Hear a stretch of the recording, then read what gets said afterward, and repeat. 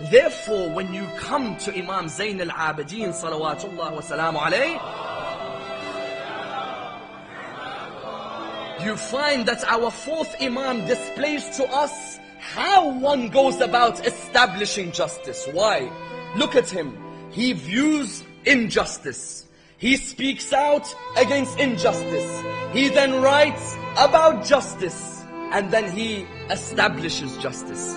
Number one, he views injustice. In Karbala, he saw his younger brother with his neck completely pierced. He saw another brother of his with his chest completely opened. And he saw his father with his head on one side of Karbala and his body on another. He saw this injustice. He saw the whipping that happened to the ladies on their way to Sham. He saw every piece of this injustice. Did he just see and remain silent? On the contrary, he spoke out in the court of Yazid. He spoke out by making everyone know exactly who injustice was performed against. By saying, I am the son of Mecca and Mina. I am the son of Zamzam and Safa. I am the son of the one who performed the tawaf and the sa'i. I am the son of the one who was taken by Buraq through the air. I am the son of the one who led the angels in prayer. I am the son of Muhammad al-Mustafa. I am the son of Ali al-Murtada. I am the son of the one who was the most patient of the patient ones.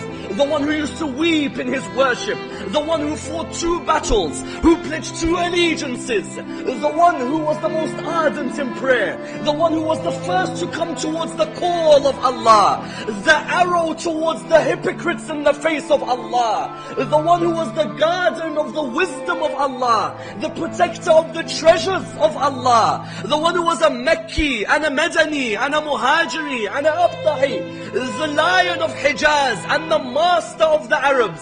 I am the son of Asadullah al-Ghalib wa madhar al-ajaib wa talib fawqa kulla talib. I am the son of Ali ibn Abi Talib. So then after that he says, I am the son of the lady who was deemed pure and a virgin on earth, until he comes to the point where he says, I am the son of the one who was killed in Karbala, for whom the birds continue to praise as they go over his body on the land. So number 2, what does he do? He speaks out against injustice. Number 3, he writes about justice. For Risalat al-Huquq of Zayn al-Abidin needs to be in the library of every Shia in the world today. It's there in Arabic, it's there in Persian, it's there in English. It is not an excuse to simply come forward and say, Zayn al-Abidin after Karbala, he just cried. It's nonsense.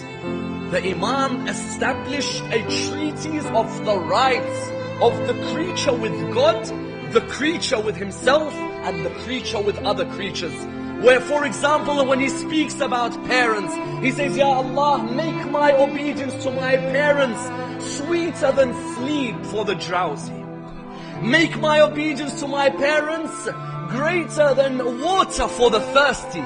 He lets this, and he goes on then to give you the rights even of the animal world. He says to Imam al-Baqir, he says, my son, never treat a camel in a harsh way. For a camel is one of the signs of Allah. Never let your camel go thirsty, for a creature should never die thirsty. Yes? He gives you the rights of the animal.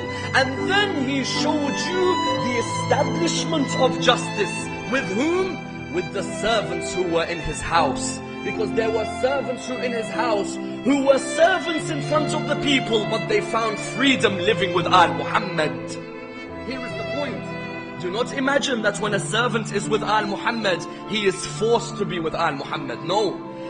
Nathan or Qamba or Fidda were all honored to be servants of Al-Muhammad.